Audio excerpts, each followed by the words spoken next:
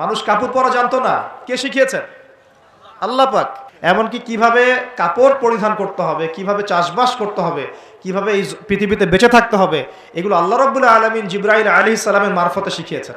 আল্লাহ পাক পোশাক নাজিল করেছেন। শুরুতে মানুষ গাছের ছালপাতা পরে থাকতো না, এগুলো মিথ্যা কথা।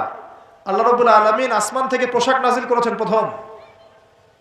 জিবরাইল আলাইহিস সালাম শিখিয়েছেন কিভাবে সুতা বুনতে হয়, কিভাবে জমি চাষ করতে হয়, কোন কোন গাছ উপকারী, কোন কোন গাছ উপকারী নয়, কোনটা আমরা খেতে পারবো, কোনটা খেতে পারবো না, কোন প্রাণী আমাদের জন্য খাওয়া ভালো হবে, কোনটা খাওয়া ঠিক হবে না, আল্লাহ পাক ওহীর মাধ্যমে জানিয়েছেন। এগুলো আমরা জানতাম না, এগুলো আমরা জানতাম। এমনকি কোন গাছে ঔষধি গুণাগুণ আছে, এটা আদম আলাইহিস সালামকে কে জানিয়েছে? আল্লাহ পাক তার ওহীর মাধ্যমে জানিয়েছেন। এই যে আমরা এখন সভ্যতা নিয়ে এত কথা বলি, সত্যি কথা হচ্ছে সভ্যতা শুরু হয়েছে নবীদের হাতে, আর সভ্যতা প্রসারিত হয়েছে নবীদের হাতে, আর সভ্যতা শেষও হবে একজন নবীর হাতে। সেই নবীর নাম কি? ঈসা আলাইহিস সালাম। Very good. সেই নবীর নাম কিন্তু ঈসা ইবনে মারইয়াম। তার হাতে সভ্যতা শেষ হবে। ওইটা লাস্ট একটা সভ্যতা পৃথিবী দেখবে অচিরেই সামনে। এই উম্মতের হায়াত কত, মানে এখন কত বছর চলছে? এই উম্মতের বয়স চলছে প্রায় 1444 বছর। 1400, এটা কত হিজরি বলেন? 1444 হিজরি। এর আগে আরো 10 বছর যোগ করতে পারেন, বা 13 বছর যোগ করতে পারেন, তাহলে 1444 আর 13 কত হয়? 54, 57 ধরা যায়। এই যে 1450 বছরের মতো, এটা হলো আমাদের এখন সময় চলছে। নবী সাল্লাল্লাহু আলাইহি ওয়াসাল্লাম নবী হওয়ার পরে 1450 বছর চলে গেছে। তো এই 1450 বছরের মধ্যে প্রথম 23 বছর আল্লাহ নবী সাল্লাল্লাহু আলাইহি ওয়াসাল্লাম নিজে ইসলাম প্রতিষ্ঠা করে চলে গেছেন। যার প্রথম 13 বছর মক্কায়, পরের 10 বছর মদিনায়। এই 23 বছর সময় নিয়ে তিনি পুরো জাজিরাতুল আরবে ইসলাম প্রতিষ্ঠা করে গেছেন। প্রতিষ্ঠা মানে কি? প্রতিষ্ঠা মানে হচ্ছে একটা সমাজের মানুষ 5 ওয়াক্ত নামাজ পড়ে, যাকাত দেয়, তারা সৎ কাজে আদেশ করে, অসৎ কাজে নিষেধ করে। একটা সমাজের মধ্যে আল্লাহ পাকের যে নাজিলকৃত বিধান, ওই অনুযায়ী ফয়সালা করা হয়। এটা হলো ইসলাম প্রতিষ্ঠা করা। আমি এখন কি করছি? আমি ইসলামের দাওয়াত দিচ্ছি। এখন আমি কি করছি? দাওয়াত দিচ্ছি। মনে করেন যে আল্লাহ না করুক এখানে কেউ কাউকে ধর্ষণ করলো, নাউজুবিল্লাহ, বা কেউ মদ পান করলো, বা কেউ মুরতাদ হয়ে গেল। মুরতাদ বুঝেন কি? ইসলাম ত্যাগ করে চলে যাও। হ্যাঁ, এরকম বড় বড় হুদুদের মতো পাপ কেউ করলো, আমি তাকে কোনো শাস্তি দিতে পারবো না। পারবো না। আর কোন কোন ক্ষেত্রে আমাদের প্রশাসন এবং বিচার বিভাগও তাকে সেই শাস্তি দিতে পারবে না যা কোরআনে আছে, হাদিসে আছে। আমি খুব নম্রভাবে, সরলভাবে সত্য কথাগুলো বলার চেষ্টা করছি। কোরআনে একজন ব্যক্তি যদি ব্যভিচার করে, ব্যভিচার বুঝি, যেটা এখনকার ফ্যাশন হয়ে গেছে, ঠিক আছে না? 100 বেত্রাঘাত। কত বেত্রাঘাত? যদি অবিবাহিত হয়, যদি অবিবাহিত হয়। আর অবিবাহিতদের এই পরিসংখ্যান কত আল্লাহ ভালো জানেন। তা আমরা দোয়া করি আল্লাহ পাকে সমস্ত পথভ্রষ্ট দিনী ভাই বোনকে আল্লাহর পথে ফিরে আসার তৌফিক দান করুন। সূরা নূরের উপর আমল করার তৌফিক দান করুন। আল্লাহ পাক আমাকেও যেন তৌফিক দেন, আপনাদের সবাইকে তৌফিক দেন। আর যদি সেই ব্যক্তি বিবাহিত হয়, বিবাহিত হলে পাথর নিক্ষেপ করে রজম, অর্ধেক কোমর পর্যন্ত মাটিতে পুঁতে ফেলা, তারপরে পাথর নিক্ষেপ করে রজম করা। আমি এটার ওয়াজ আপনাকে করতে পারবো, এখন দাওয়াত দিতে পারবো যে দেখুন, জেনা থেকে দূরে থাকুন, বা আমরা সবাই জেনা থেকে দূরে থাকি। যদি বিবাহিত হয়ে এই কাজ কেউ করেন তাহলে এই শাস্তি হবে, যদি অবিবাহিত হয়ে কেউ করেন তাহলে এই শাস্তি হবে। কিন্তু আমি আপনাকে শাস্তি দিতে পারবো না। পারবো? এই এখতিয়ার, এই ক্ষমতা, এই অথরিটি আমার কাছে নাই। এমনকি এই শাস্তি কোনো কোনো ক্ষেত্রে রাষ্ট্রীয়ভাবেও আপনাকে দেয়া হবে না, বা দিতে পারা যাচ্ছে না। চুরি করলে কি করতে হয়? কোরআন বলেছে হাত কেটে ফেলো। কে বলেছে? কোরআন কার বাণী? এটা কি আমাদের বানানো কোনো কিতাব? নাউজুবিল্লাহ। কোরআনের এক একটা বর্ণ নুক্তা যে আল্লাহর পক্ষ থেকে এসেছে, কোনো সন্দেহ আছে? এবং এর মধ্যে যে প্রত্যেকটা বিষয়ের সমাধান আছে, এতে কোনো সন্দেহ আছে? তা আল্লাহ পাক বলছেন যদি কেউ চুরি করে, চোর হোক ছেলে অথবা মেয়ে, তাহলে হাতটা কেটে ফেলে দিও, কবজি পর্যন্ত। কি পর্যন্ত? কবজি পর্যন্ত।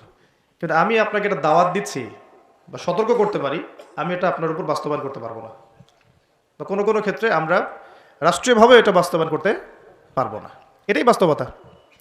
শুধু আমাদের দেশ পারবে না তা নয়, অনেক কান্ট্রি পারবে না, পৃথিবীর প্রায় বেশিরভাগ দেশই পারবে না। যেখানেই এগুলো বাস্তবায়ন করার চেষ্টা করা হবে বা কেউ করবে, তাদেরকে পশ্চিমারা কালো তালিকাভুক্ত করে ফেলবে। আমি বোঝাতে চাচ্ছি যে আল্লাহ পাকের জমিনে তার দিন কায়েম করে দিয়ে গিয়েছিলেন নবী মুহাম্মদ সাল্লাল্লাহু আলাইহি ওয়াসাল্লাম। কত বছরে? 23 বছর। তখন কি চোরের হাত কাটা হতো? হতো না? তখন কি রজমের শাস্তি দেয়া হতো? তখন কি কেউ মদ পান করলে বেত্রাঘাতের শাস্তি ছিল? আচ্ছা, তখন কি কেউ মুরতাদ হয়ে গেলে মৃত্যুদণ্ডের শাস্তি ছিল? তখন কেউ যদি ধর্ষণ করত তাকে কি কতলের শাস্তি ছিল? হত্যার বদলে হত্যার শাস্তি ছিল? হাতের বদলে হাত, চোখের বদলে চোখ, কানের বদলে কান, দাঁতের বদলে দাঁত, এই শাস্তি ছিল? মানে নবী সাল্লাল্লাহু আলাইহি ওয়াসাল্লাম যেভাবে ইসলাম প্রতিষ্ঠা করে দিয়ে গিয়েছিলেন, তাতে ইসলামটা 100% আল্লাহর জমিনে প্রতিষ্ঠিত ছিল। এবং ওই বেইস বা ওই ফাউন্ডেশনের উপর দাঁড়িয়ে আরও 2.5 বছর এই বিশ্ব শাসন করেছেন আবু বকর সিদ্দিক রাদিয়াল্লাহু আনহু, যিনি ইসলামের প্রথম খলিফা। ইসলামের প্রথম খলিফা। খলিফা শব্দটা আমরা কি পরিচিত? খলিফা মানে কি? আচ্ছা, এখানে একটু বুঝেন।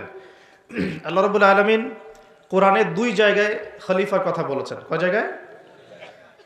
ভাই আমি স্টাডি করেই বলছি। কয় জায়গায়? 2 জায়গায়। এক হচ্ছে সূরা বাকারায়, একটা কোথায়? প্রথম দিকে আছে। আরেকটা হচ্ছে সূরা সদে। কোন সূরায়? সদ। সূরা বাকারায় আল্লাহ পাক খলিফা বলেছেন আদম আলাইহিস সালামকে। কাকে? আর সূরা সদে আল্লাহ পাক খলিফা বলেছেন দাউদ আলাইহিস সালামকে। কাকে? আচ্ছা, এবার একটু খলিফা কি এটা বুঝি, তারপরে সামনে যাই। আল্লাহ পাক বলছেন বিসমিল্লাহির রহমানির রহিম, ওয়া ইয ক্বালা রাব্বুকা লিল মালায়েকা ইন্নী জাইলুন ফিল আরদি খলিফা। বলেছেন তো সবাই? সমস্যা হচ্ছে আমরা সবাই কোরআন তো পড়ি কিন্তু হয়তো বুঝি না, বা এর উপযুক্ত ব্যাখ্যা আমাদের সামনে হয়তো পেশ করা হয় না, কারণ আমরা তো বেশিরভাগ সময় একে অপরের গোশত খাওয়া নিয়ে ব্যস্ত আছি আর কি, তাই না? এবং এটাকে আমরা কি বলবো যে ভালো কাজ মনে করি, হকের পথ মনে করি। বস্তুত এটাই শেষ জামানা, যখন সাদাকে কালো মনে হবে, কালোকে সাদা মনে হবে, হককে বাতিল মনে হবে, বাতিলকে হক মনে হবে, যেটা ন্যায় ওটাকে অন্যায় মনে হবে, যেটা অন্যায় সেটাকেই ন্যায় মনে হবে। নবী সাল্লাল্লাহু আলাইহি ওয়াসাল্লাম বলে গিয়েছেন আনতারি জালামাতু রাব্বাতুহা, শেষ জামানায় দাসী তার মনিবকে জন্ম দিবে। দাসী তার মনিবকে জন্ম দিবে, কখনো দাসী তার মনিবকে জন্ম দেয় না। মানে ন্যায় অন্যায়, হক বাতিল, সত্য মিথ্যা, এগুলোর মানদণ্ড উল্টে যাবে। ন্যায় হবে অন্যায়, অন্যায় হবে ন্যায়, হক হবে বাতিল, বাতিল হবে হক। যেটা সত্য সেটাই মিথ্যা মনে হবে, যেটা মিথ্যা সেটাই সত্য মনে হবে, যেটা অন্ধকার সেটাকে আলো মনে হবে, যেটা আলো সেটাকে অন্ধকার মনে হবে। আনতালিদ আলামাতু রাব্বাতুহা, হালালকে মানুষ হারাম করবে, হারামকে হালাল করবে। আমার কথা বুঝতে পারছেন কি না বেশি গভীর হয়ে যাচ্ছে? আমি সহজ করার চেষ্টা করছি। এখন আসেন, আল্লাহ পাক বলছেন ওয়া ইয ক্বালা রাব্বুকা লিল মালায়েকা, হে নবী মুহাম্মদ বলেন সাল্লাল্লাহু আলাইহি ওয়াসাল্লাম, স্মরণ করেন সেই সময়ের কথা। আল্লাহ নবীকে বলা হচ্ছে স্মরণ করেন সেই সময়ের কথা, মানে মহাবিশ্বের লক্ষ লক্ষ বছর আগে, হয়তো কোটি কোটি বছর আগে। ওয়া ইয ক্বালা রাব্বুকা লিল মালায়েকা, আপনার রব এই ফেরেশতাদেরকে বলেছিলেন। কাদেরকে বলেছিলেন? কি বলেছিলেন? ইন্নী জাইলুন ফিল আরদি খলিফা, আমি এই আরদে মানে পৃথিবীতে আমার খলিফা পাঠাতে চাই। সুবহানাল্লাহ। পৃথিবীতে কেউ ছিল না এর আগে, জিন জাতি ছিল। জিন জাতি, কোন জাতি? জিন জাতি বলে একটা জাতি আছে, বিশ্বাস করেন তো নাকি? আচ্ছা, এখন এই জিন জাতি যখন ফাসাদ সৃষ্টি করে, আল্লাহ পাক ওদেরকে সরিয়ে দেন, দিয়ে আল্লাহ পাক নতুন করে কোনো সৃষ্টি পাঠানোর ইরাদা করেন। তখন ফেরেশতাদেরকে বলেন যে আমি পৃথিবীতে আমার খলিফা পাঠাতে চাই। কি পাঠাতে চাই? শব্দটা আবার বলেন, খলিফা। আচ্ছা, এবার আসেন তো ফেরেশতারা বলেন আতাজআলু ফিহা, আপনি কি এমন কাউকে সেখানে পাঠাতে চাচ্ছেন মাই ইউফসিদু ফিহা, যে পৃথিবীতে গিয়ে ফাসাদ সৃষ্টি করবে, দাঙ্গা হাঙ্গামা ফাসাদ সৃষ্টি করবে, ওয়া ইয়াসফিকুদ দিমা, এবং একে অপরের রক্ত ঝরাবে, রক্তপাত ঘটাবে। ওয়া নাহনু নুসাব্বিহু বিহামদিকা ওয়া নুকদ্দিসু লাক, অথচ আমরাই তো আপনার প্রশংসা করি, তাসবিহ পাঠ করি, কি প্রয়োজন? আপনি কি এমন কাউকে পাঠাতে চাচ্ছেন যে পৃথিবীতে গিয়ে 2টা কাজ করবে? ফেরেশতারা বলেছেন কয়টা কাজ করবে? এক, বলেন, ফিতনা ফাসাদ সৃষ্টি করবে, 2 একে অপরের রক্তপাত ঘটাবে। পুরো বিশ্বের দিকে তাকায় দেখবেন এবার, এই মানব জাতি এই 2টা কাজ করতেছে, হয় ফিতনা ফাসাদ সৃষ্টি করতেছে অথবা রক্তপাত ঘটাচ্ছে। এখানে ভাই ভাইয়ের রক্ত ঝরাচ্ছে, প্রতিবেশী প্রতিবেশীর, কোনো সময় সামাজিক এক দল আরেক দলের, কোনো সময় এক রাজনৈতিক দল আরেক রাজনৈতিক দলের, কোনো সময় এক বিশ্বের একটা দেশ আরেকটা দেশের। পুরো বিশ্বে ছোট থেকে বড় যে স্তরে আপনি উঠবেন দেখবেন রক্তপাত রক্তপাত রক্তপাত। নবীজি বলে গিয়েছিলেন শেষ জামানায় এই রক্তপাতটা প্রচুর বাড়বে, এত বাড়বে যে হত্যাকারী জানবে না কেন তাকে মারলাম, আর নিহত ব্যক্তিও বুঝবে না কেন আমি মরলাম। সুবহানাল্লাহ, চিন্তা করতে পারেন? গাজার বাচ্চারা জানে না যে কেন তাকে মারা হলো, আর যারা মারছে ওরাও জানে না কি কারণে মারছে, কি অপরাধ ওটের। ইয়েমেনের বাচ্চারা জানে না কেন বোমটা আসে পড়লো, আর যে ফেললো সেও জানে না কি জন্য ফেললাম। আপনারা রাস্তায় গন্ডগোল করতে যান অনেক সময়, যে বের হয় সেও জানে না কেন কিসের উদ্দেশ্যে লড়ছি, আর যে মারে সেও জানে না কি জন্য ভাইকে মারলাম। এটা শেষ জামানা। হত্যাকারী ব্যক্তি জানবে না যে কেন আমি হত্যা করছি, মাকতুল জানবে না যে কেন আমি মরলাম। শেষ জামানায় হারাজ বাড়বে, হারাজ হারাজ হারাজ। নবীজি বলছেন হারাজ বাড়বে, সাহাবীরা বলছেন হারাজ কি ইয়া রাসূলুল্লাহ? নবীজি বলছেন যে মানে অস্বাভাবিক হারে হত্যাকাণ্ড বাড়তে থাকবে। আমি পরিসংখ্যান দিয়ে দিই আপনাকে 2টা। শুধু প্রথম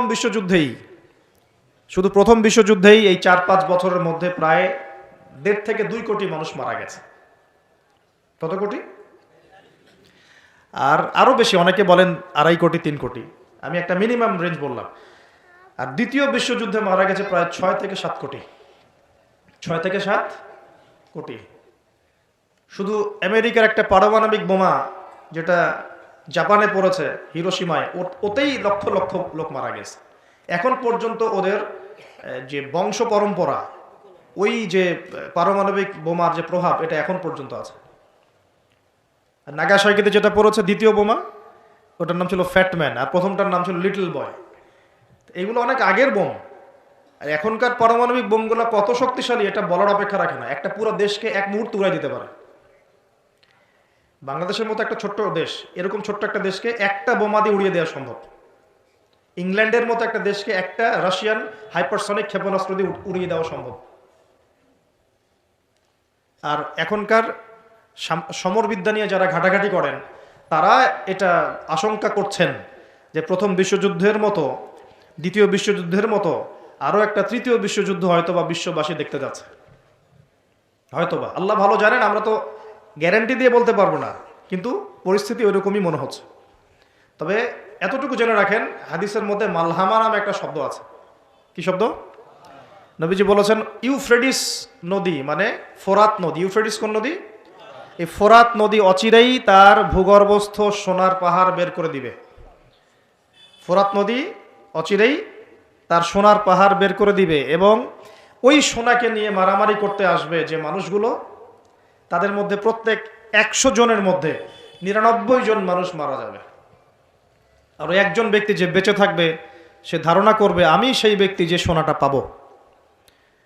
আর মুসলিমদেরকে নবীজি বলছেন তোমরা যদি ওই সময় ওই জায়গায় থাকো, কোনো মুসলমান যদি সেটা দেখে, তোমরা সেই সোনায় হাতও দিবে না।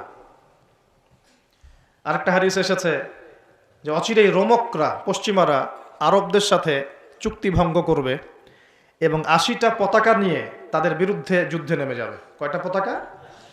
80টা। এবং প্রত্যেক পতাকার নিচে থাকবে 12,000 করে সৈন্য। কত হাজার?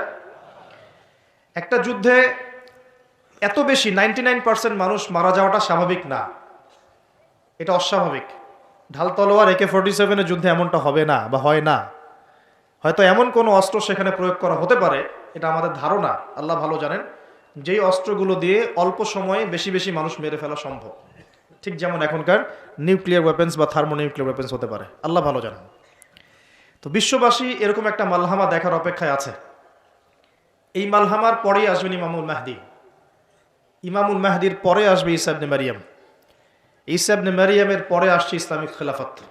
ওই খেলাফত থেকে খলিফা, এই শব্দটা নিয়ে কথা বলছি এখন। আমি আবু বকর সিদ্দিকে ছিলাম রাদিয়াল্লাহু আনহু। ফেরেশতারা বলছেন আপনি কি এমন কাউকে পৃথিবীতে পাঠাতে চান গিয়ে রক্তপাত ঘটাবে অথবা ফাসাদ সৃষ্টি করবে। যেটা বললাম এখনকার বিশ্বে দুটোই আমাদের কাজ। তো আল্লাহ পাক বলছেন ইন্নী আ'লামু মা লা তা'লামুন, ইন্নী আ'লামু মা লা তা'লামুন, দেখো আমি যা জানি তোমরা সেটা জানো না।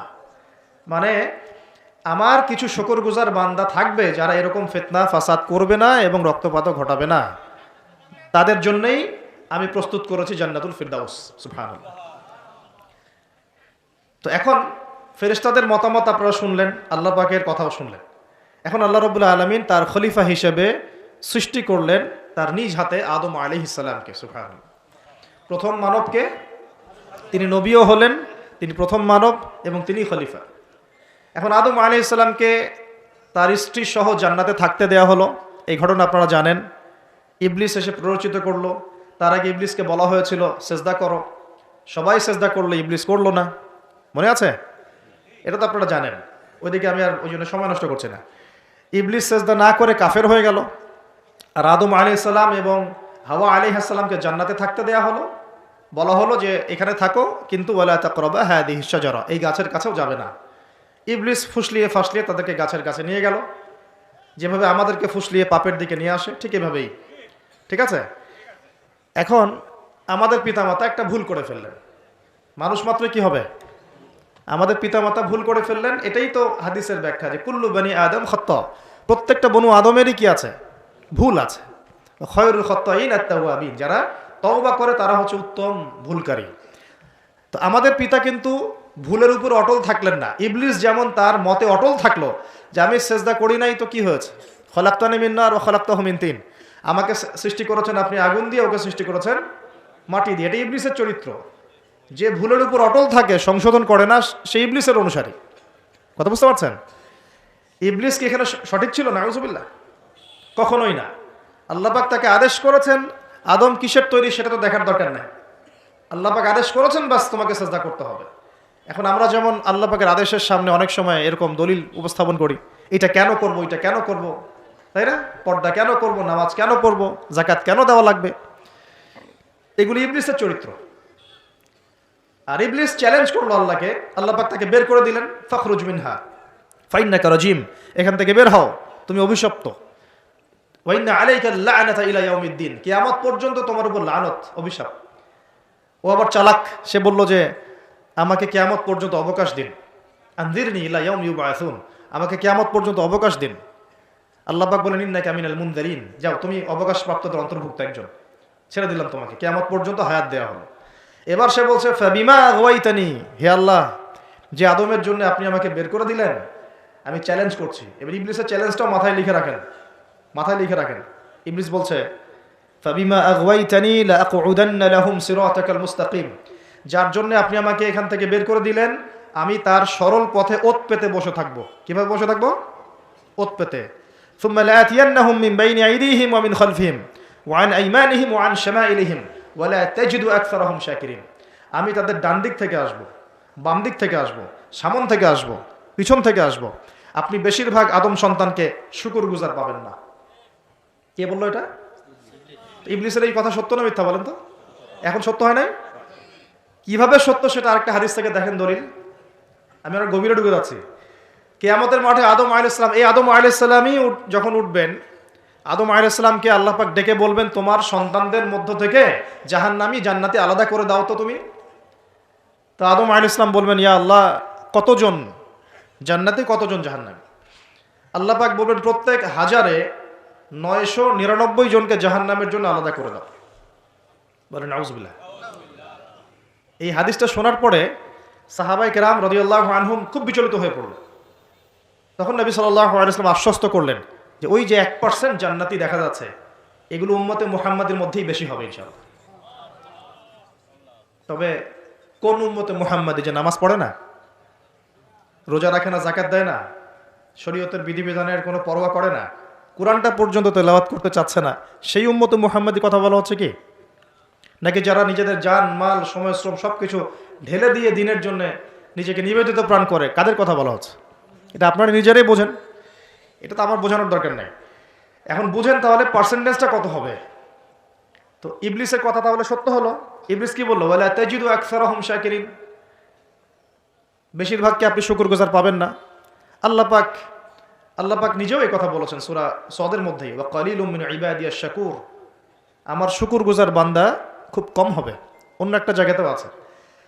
তো এখন আল্লাহ রাব্বুল আলামিন আদম আলাইহিস সালাম আর হাওয়া আলাইহিস সালামকে জান্নাতে রাখলেন। তারা যে ফল খেয়ে ভুল করে ফেললেন, আল্লাহ পাক তখন তাদেরকে সাথে সাথেই বের করে দেন নাই, সাথে সাথে বের করে দেন নাই, বরং ফাতালাক্কা আদামু মির রাব্বিহি কালিমাত, আদম আলাইহিস সালাম আল্লাহর কাছ থেকে কিছু কালিমা বা বাক্য শিখে নিলেন। সুবহানাল্লাহ। ফাতাবা আলাইহি, ওই কালিমা ওই বাক্য দিয়ে আল্লাহ আদম আলাইহিস সালাম তওবা করলেন। ওই কালিমা ওই বাক্য দিয়ে আল্লাহ পাক আদম আলাইহিস সালাম কি করলেন? আবার বলছি, একটু পিছনে যান। ওই কালিমা ওই বাক্য দিয়ে আদম আলাইহিস সালাম কি করলেন? তওবা করলেন। আবার বলছি, ফাতালাক্কা আদামু মির রাব্বিহি কালিমাত, আদম আলাইহিস সালাম তার রবের কাছ থেকে কিছু কালিমা শিখে নিলেন। ফাতাবা আলাইহি, ওই কালিমা দিয়ে আল্লাহ রাব্বুল আলামিনের কাছে তিনি তওবা করলেন। ইন্নাহু হুয়াত তাওয়াবুর রহিম, এবং আল্লাহ পাক তওবা কবুল করে তাকে মাফ করে দিলেন। ওই বাক্যটা কি ছিল সেটা একটু শুনি। ওই বাক্যটা ছিল রব্বানা, আমার সাথে বলেন, রব্বানা যালামনা আনফুসানা ওয়া ইল্লাম তাগফির লানা ওয়া তারহামনা লানাকুনান্না মিনাল খাসিরিন।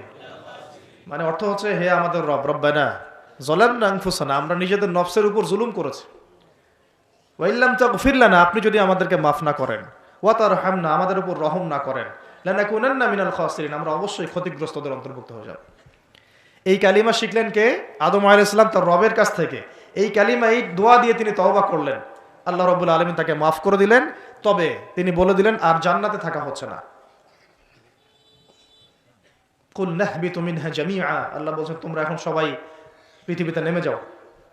ফাইম্মা ইয়াতিয়ান্নাকুম মিন্নি হুদান, নেমে যাও পৃথিবীতে, কিন্তু জেনে রেখো পৃথিবীতে আমার পক্ষ থেকে তোমাদের কাছে হেদায়েত যাবে। কি যাবে? হেদায়েত মানে আসমানি কিতাব, নবী রাসূল। আসমানি কিতাব, নবী রাসূল, এগুলো আসবে তোমাদের কাছে।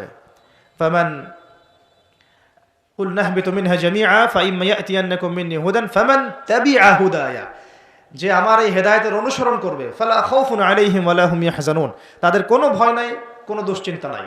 যে জান্নাত থেকে গিয়েছো ওই জান্নাতে ফিরে আসবে ইনশাআল্লাহ। এটা একটা কথা। আর ওয়াল্লাযীনা কাফারু ওয়া কাযযাবু বিআয়াতিনা, কিন্তু যারাই আমার ওই হেদায়েতকে মিথ্যা প্রতিপন্ন করবে, অস্বীকার করবে, কুফরি করবে, ঠিক আছে, উলাইকা আসহাবুন নার, এরা হবে জাহান্নামের অধিবাসী, হুম ফিহা খালিদুন, এখানে তারা চিরস্থায়ী হবে।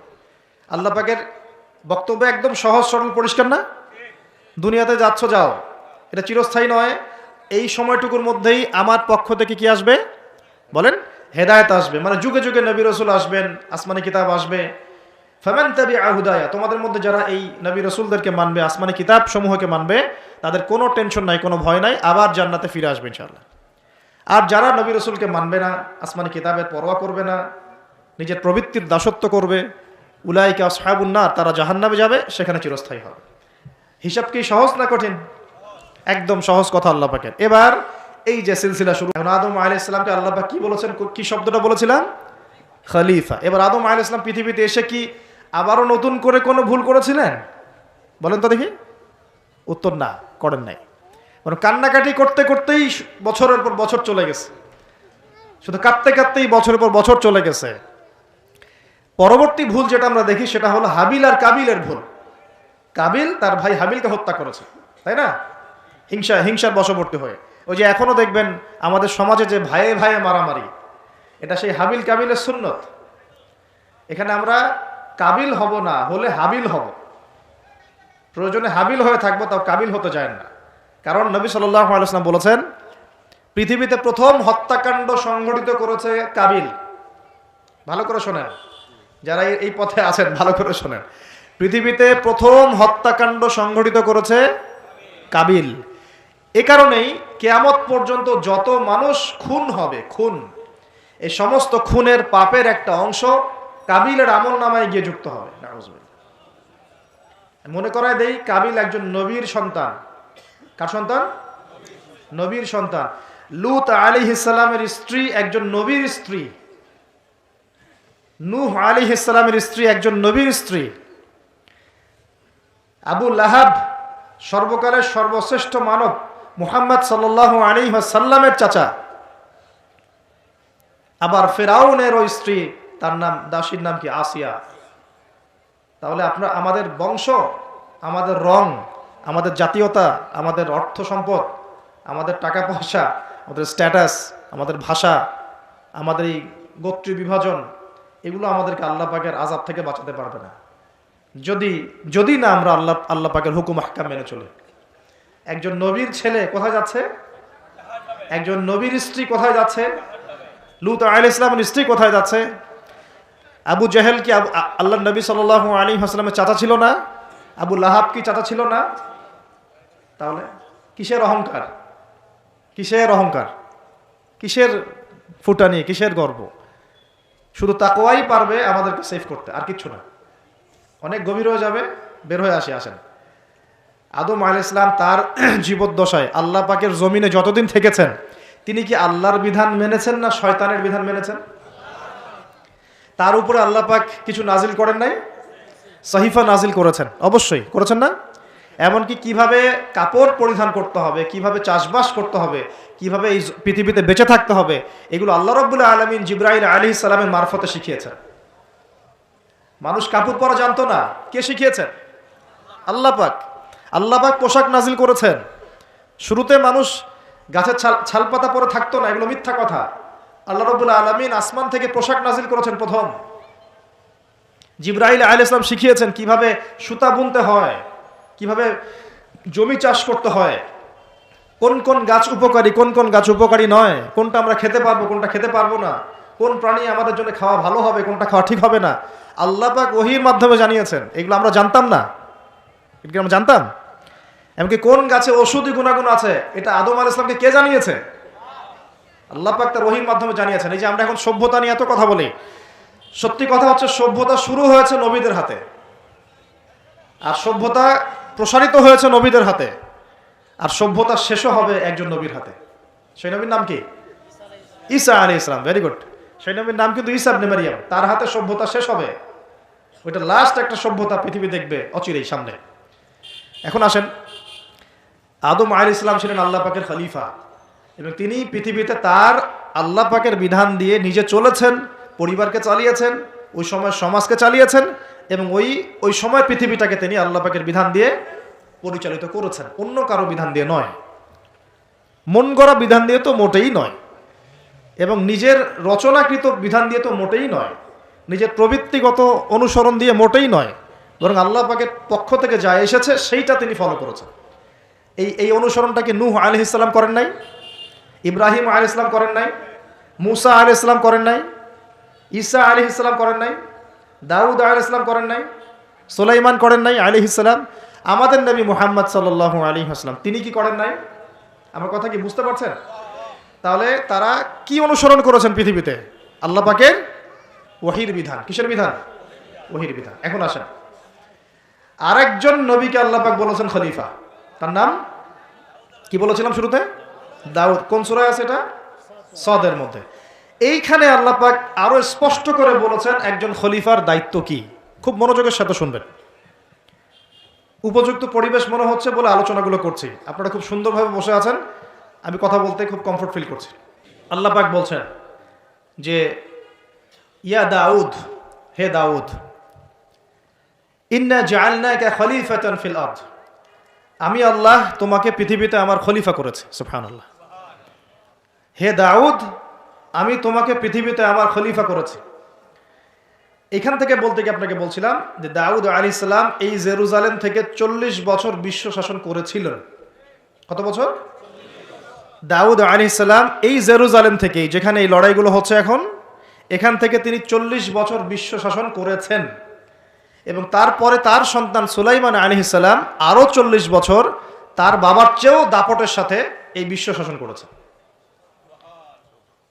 এবং তারা ছিলেন তখন মুসলিম। তারা ছিলেন তখন কি? মুসলিম। কিন্তু এখন যে ইসরায়েলকে আপনারা দেখছেন, তারা ওই শাসনটাকে ফিরিয়ে আনার চেষ্টা করছে, কিন্তু ভুল একটা পথে। ভুল পথটা কোথায়? তারা মনে করে তাদের একজন মাসিহ আসা এখনো বাকি আছে, এবং তারা মাসিহুদ দাজ্জালকেই তাদের মাসিহ মনে করে। আল্লাহ পাক তাদের মাসিহ পাঠিয়েছিলেন, সেই মাসিহের নাম হচ্ছে ঈসা আলাইহিস সালাম, কিন্তু তারা নিজেরা তাদের মাসিহকে চিনতে ভুল করে হত্যার চেষ্টা করেছিল। তারা নবীদেরকে হত্যা করা জাতি, এমনকি তারা আমাদের নবী মুহাম্মদ সাল্লাল্লাহু আলাইহি ওয়াসাল্লাম কেউ হত্যার চেষ্টা করেছে একাধিকবার।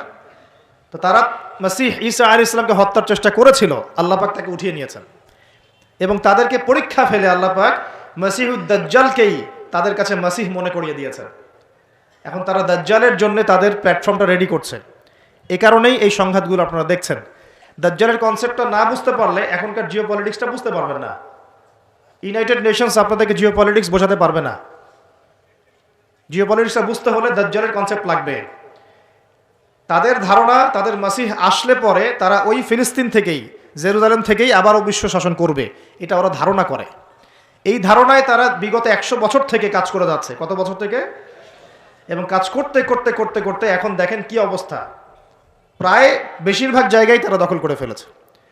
তারা রাজনীতি নিয়ন্ত্রণ করে ফেলেছে, তারা রাষ্ট্র গঠন করে ফেলেছে, তারা রাজধানী পর্যন্ত ঘোষণা করেছে, তারা অর্থনীতি নিয়ন্ত্রণ করে ফেলেছে, তারা ব্যাংকিং ব্যবস্থা নিয়ন্ত্রণ করে ফেলেছে, ব্যবসা বাণিজ্যের বড় বড় সেক্টর নিয়ন্ত্রণ করে ফেলেছে, প্রযুক্তিগুলো নিয়ন্ত্রণ করে ফেলেছে, অস্ত্রশস্ত্রগুলো মজুত করে ফেলেছে। এখন তারা যা ইচ্ছা তাই করতে পারে। এই কাজগুলো তারা কেন করছে এটা আপনারা বুঝতে পারছেন না। কেন তারা হাসপাতালে বোম মারবে? কেন শিশুদেরকে হত্যা করবে? কেন নিরীহ ফিলিস্তিনিদেরকে এখান থেকে উৎখাত করবে? কেন? আপনার তো একটা কুকুরের গায়ে লাথি মারতে মায়া লাগে, মায়া লাগে না? কিন্তু কিভাবে নির্দয়ভাবে এই কাজগুলো তারা 100 বছর থেকে করতে পারছে? কারণ তারা মনে করে তারা সঠিক কাজ করছে। তারা মনে করে যে তারা এই জায়গার মূল মালিক, এই জায়গার মূল মালিক তারা এটা মনে করে। এবং তারা নীলনদ, মিশরের নীলনদ থেকে ফরাত নদী পর্যন্ত পুরো জায়গাটাকে হোলি ল্যান্ড মনে করে, পবিত্র জায়গা মনে করে। এবং তারা মনে করে যে আল্লাহ পাক তাদেরকে ওই জায়গাটা দিয়েছেন, এই জায়গায় ফিলিস্তিনিদের থাকার কোনো অধিকার নাই। এই কারণেই তারা মুসলমানদের উপর বিগত এই 70-80 বছর থেকে, বলা যায় প্রায় 100 বছর থেকে, কারণ 1914 সালে তারা ঢুকেছে, এখন 2023 সাল চলছে, এই পুরো সময়টা জুড়ে তারা যে নির্বিচার বাড়িঘর দখল করা, জমি দখল করা, ধর্ষণ, শিশু হত্যা, ভাইদেরকে কারাগারে নিক্ষেপ করা, হ্যাঁ, নির্বিচার হত্যাযজ্ঞ, এগুলো কেন চালাচ্ছে? কারণ তারা মনে করে ওই জায়গাটা তাদের, এবং তারা মনে করে যে তাদের মাসিহ আসা মাত্রই তারা ওইখান থেকে বিশ্বটাকে শাসন করবে। এবার কি মিলাতে পারছেন বিষয়টা কোন দিকে যাচ্ছে?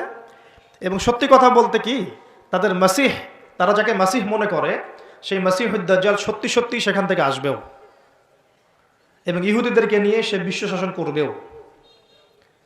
দাজ্জাল আসবেও এবং ইহুদিদেরকে নিয়ে সে বিশ্ব শাসন করবেও। এটা আমাদের নবী সাল্লাল্লাহু আলাইহি ওয়াসাল্লাম বলে গেছেন। এটা হবে সর্বশেষ জালেমদের শাসন, সর্বশেষ। এবং কত দিন শাসন করবে সেটাও নবীজি বলে গিয়েছেন সাল্লাল্লাহু আলাইহি ওয়াসাল্লাম। আল্লাহ নবী বলে গিয়েছেন সে শাসন করবে 40 দিন। কতদিন? যার প্রথম দিনটা হবে 1 বছরের সমান। অলৌকিক না বিষয়টা? দ্বিতীয় দিনটা হবে 1 মাসের সমান। তৃতীয় দিনটা হবে 1 সপ্তাহের সমান। বাকি দিনগুলো হবে আমাদের দিনের মতো।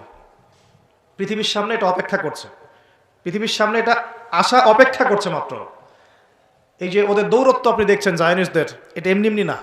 এই যে পশ্চিমা মদত, আমেরিকার সাহায্য, ব্রিটেনের সাহায্য, পুরো পশ্চিমা বিশ্বের সাহায্য, এত শক্তি, এত দাপট তারা দেখাচ্ছে, যা ইচ্ছা তাই করে ফেলছে। ইচ্ছা হলো 200টা বাচ্চাকে মেরে ফেললাম, কেউ বলার কিছু নাই। আশপাশের আরব কান্ট্রিগুলো তাকায় তাকায় ফুটবল খেলা দেখছে, ঠিক আছে?